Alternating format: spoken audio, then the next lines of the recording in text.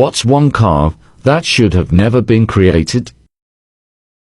So there's two different ways you can say should have never happened, right? You can say it like, as in your opinion, it should have never happened. Or like, according to science or fate or whatever, it should have never happened. Well, using the second way, this car right here should have never happened. In 1963, John DeLorean and some of his buddies, they were heads of Pontiac, grabbed a 389 out of one of their big passenger cars. It's the V8, 389 V8, and they shoved it in a Le Mans.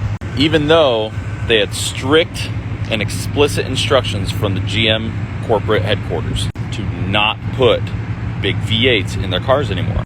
They read the fine print, right? And in that fine print, it said you can't put big V8s in your large passenger cars. But what about the small ones? They didn't say anything about that. And thus, the 1964 Pontiac GTO was created. And if you don't know the historical significance about this car, you should know that this is the first ever car to come out of America to be a big V8 in a small or mid-sized passenger car. Does that sound like it's anything familiar? This, ladies and gentlemen, is the car that single-handedly birthed the muscle car era. After the 64 GTO came out, the Mustang came out, even though some people still don't consider that a muscle car, it's a pony car.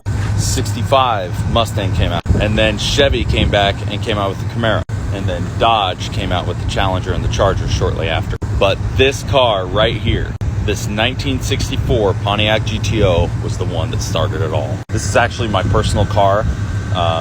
It was gifted to me for my 25th birthday from my grandpa, and he had it since 1999.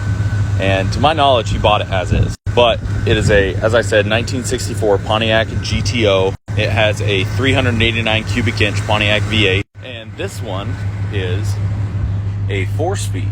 The only option this particular car doesn't have is the tri-power triple carburetor setup. But I'm trying to find one for a good price, because then I will put it on here. Even though it's not original, in my opinion, it's the only way that I can modify this car without bastardizing it. But I wanted to get this car out today because it's kind of gloomy and it's starting to cool off, and I don't want to miss out on driving it for the rest of the year. So hope everybody has a great Sunday.